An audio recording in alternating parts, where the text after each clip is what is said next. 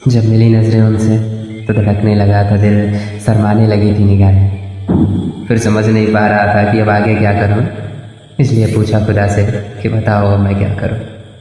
फिर जाकर बताया यारों से कि मिल गई है भाभी तुम्हारी, तो उन सब ने कहा शहजादा और शहजादी की जोड़ी लगेगी आपस में तुम्हारी। ये सुन मोहब्बत के संगीत मेरे दिल में बजने लगे थे और शायद पसंद मैं भी था उसको, इसलिए अब हम एक दूसरे के करीब होने लगे।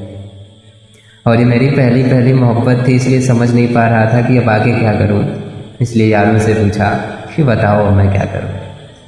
तो बताया उन्होंने कि देख तू लड़का है, इसलिए पहले तुझे ही करना पड़ेगा अपने प्यार का इजहार। फिर क्या था, करके हिम्मत किया फ़ोन, पूछा उससे मिल सकती हो क्या बाहर मुझसे, करनी है कुछ बात तुमसे। एहसास मेरे जज्बात का मेरे अल्फाज से शायद वो समझ गई थी, इसलिए कौन सी बात करनी है आपको, ये कहते हुए वो शर्माने लगी थी। सामने से मिलो फिर बताता हूँ, वक्त और जगह तुम बताओ, मैं तैयार होकर तुमसे मिलने आता हूँ।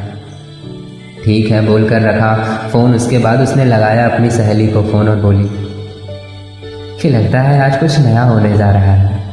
प्रशांत मुझसे कुछ बात करने के लिए मुझे बाहर बुला रहा है। या सुन उसकी सहेली बोली देख मोहब्बत का इजहार तुम मत कर देना, पहले वो लड़का है इसीलिए पहले उसे ही करने देना। ये बात याद रखना, तू लड़की है छोरी। ठीक है पहले मैं कुछ नहीं बोलूँगी, और अगर कर दिया इजहार आज उसने अपनी मोहब्बत का तो देखूँगी नहीं दुनिया को, उसको सीधा अपने सीने से लगा लूँगी। यह कहकर बोली अच्छा बता मैं पहन करके क्या जाऊँ। उसने कहा महबूब तेरा है तो तू ही पूछ लेना उससे कि आज मैं क्या पहन के आऊँ। फिर उसने कहा मैं उसको कुर्ती में बहुत जस्ती हूँ, इसलिए मैं कुर्ती ही पहन के जाऊँगी। फिर मैसेज आया उसका कि इतने बजे इस रेस्टोरेंट में मिलते हैं, और जब देखा मैंने उसको रेस्टोरेंट में तो मेरे दिल की धड़कनें ज़ोरों से धड़कने लगी थी, क्योंकि हर रोज़ ख्वाबों में आने वाली वो लड़की मेरी हकीकत की ज़िंदगी में हूबहू ऐसी ही खड़ी। उसके लट उसके माथे से होकर उसके गालों को छू रहे थे, कुर्ती के साथ उसके झुमके बिल्कुल मैच कर रहे थे। और हद तो तब हो गई जब बिंदी मेरी ही पसंद की थी और पायल मेरी दी हुई पहन के आई थी। ये सब देखकर लगा मुझे आसमां से सच में कोई परी सिर्फ मुझसे मिलने आई थी। इस परी को देखकर मैं तो खो गया और बस उसे ही देखता रह गया था। और फिर वो मेरे पास आई, मेरे नज़रों के सामने हाथ फेरा और बोली कहाँ खो गए, आओ बैठो बताओ क्या बात करनी थी। और मुझे पता था कि इजहार अपनी मोहब्बत का मैं अपने लफ्ज़ों से बयां कर नहीं पाऊँगा, इसलिए मोहब्बत की सारी भावनाएं मैं कागज़ के पन्ने पर पिरो करके लाया था। फिर क्या था, लिया नाम भगवान का और पकड़ा दिया कागज़ उसके हाथ में और बोला कि देखो इस कागज़ को मैं हूँ ये समझना, और अगर हुआ मकसद इस कागज़ का कामयाब तो इसे अपने सीने से लगा लेना, और अगर हुआ नाकामयाब ये तो इसे वैसे ही मुझे वापस लौटा देना। यह सुनने के बाद वो उस कागज़ को पढ़ने लगी थी। मेरी दिल की धड़कनें अपनी पूरी रफ्तार पकड़ रही थी जब वो नज़रें झुकाकर मेरा इजहार पढ़ रही थी। कुछ वक्त के बाद मुझे लगने लगा था कि कागज़ अपने मकसद में कामयाब हो रहा था, क्योंकि अब उसकी नज़रों के साथ साथ उसका दिल भी बहुत शर्मा रहा था। अचानक उठी वो अपनी कुर्सी से और मेरी तरफ बढ़ने लगी। मुझे डर लगने लगा कि कहीं मुझसे कोई खता तो नहीं हो गई थी। आई मेरे करीब, मुझे सीने से लगा कर बोली इतना लिखने की क्या ज़रूरत थी, बस एक दफ़ा मेरे माथे को चूमकर बोल दिए होते मैं तुम्हारा हूँ, मैं तो बस इतने में ही आपकी हो गई होती। उसके मुँह से इतना सुनते ही मेरी खुशी का कोई ठिकाना नहीं था, क्योंकि मेरा हर रात में देखे जाने वाला ख्वाब अब हकीकत में बदलने वाला था। आई लव यू बोलकर उसने मेरे गालों को चूम लिया। आई लव यू टू बोलकर मैंने उसके माथे को चूमकर अपने उसे सीने से लगा लिया। और ये हम दोनों की पहली मोहब्बत थी, इसलिए ऐसी कोई बात नहीं पता था कि अब आगे क्या करना है। इसलिए गए हम यारों से मिलने और पूछा उनसे कि बताओ अब हमें आगे क्या करें। तो बताया यारों ने कि जब दो दिल मिलते हैं तो इकरार होता है, फिर मोहब्बत का इजहार होता है, और मोहब्बत की आखिरी मंजिल का नाम ही तो ब्याह होता है। यह सुनकर पहले उसकी नज़रें शर्माने लगी थी, फिर अचानक हम अपने बच्चों का नाम ये रखेंगे ये कहकर मेरे हाथों में हाथ डालकर वो हंसने लगी थी। या देख, मेरा दोस्त बोला ये इतना आसान भी नहीं होगा। तो सच्चे प्रेमी मिल जाए ये कोई गुड्डे गुड़िया का खेल नहीं होता। तुम्हें अब एक दूसरे के बारे में अपने घर पर बताना होगा, मम्मी पापा भैया दीदी सारे रिश्तेदारों को मनाना होगा, और फिर वो माने या ना माने ये भगवान जाने।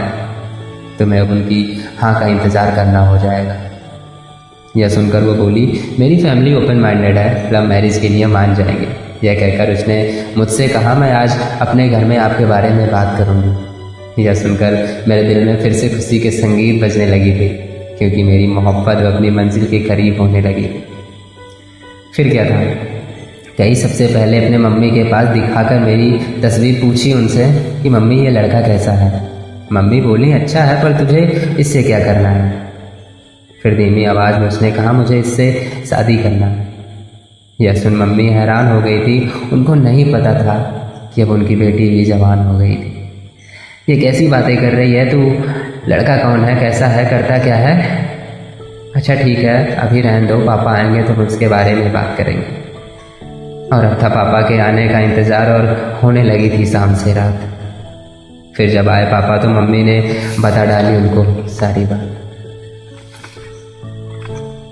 फिर बुलाया उसको उसके पापा ने, बैठाया उसको अपने पास और बोले, बताओ मुझे अब उस लड़के के बारे में हर एक बात। फिर क्या था, बता दिया उसने मेरे और हमारे बारे में छोटी सी छोटी हर एक बात, और कहा ये भी कि करते हैं हम एक दूसरे से बेहद और बेपनाह वाला प्यार, और अगर नहीं हुए हम एक दूसरे के पापा तो हम दोनों एक दूसरे के बिना हो जाएंगे बर्बाद। इसके बाद उसके पापा बोले, लड़का कौन है, उसका ख़ानदान क्या है, अपनी जाति और अपने धर्म का तो है ना। पापा मैं उससे प्यार करती हूँ, वो अपनी जाति का ना सही पर अपने धर्म का तो है ना। यह सुनकर उसके पापा गुस्से में बोले, क्या बकवास कर रही है तू, दूसरे जाति के लड़के से इश्क लड़ा कर रहा है, ये समाज में हमारी नाक कटाएगी। ये कहते हुए उनके गुस्से की कोई सीमा ना थी। यही दिन देखने के लिए मैंने तुझे पाला था, तेरी जैसी औलाद होने से तो बेहतर है बिना औलाद का होना।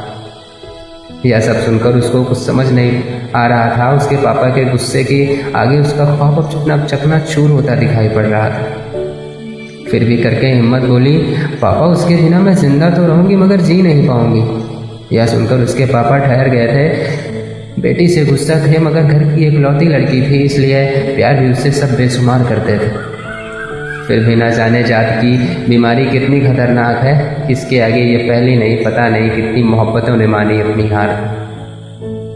फिर क्या था, समाज के डर के आगे अपनी ही बेटी की खुशियों का गला घोट दिया और बोल दिया, अगर करेगी उससे शादी तो अपने पापा का मरा हुआ मुंह देखेगी। बिना अटके एक बार में ये श्राप उसके पापा ने उसके नाम कर दिया।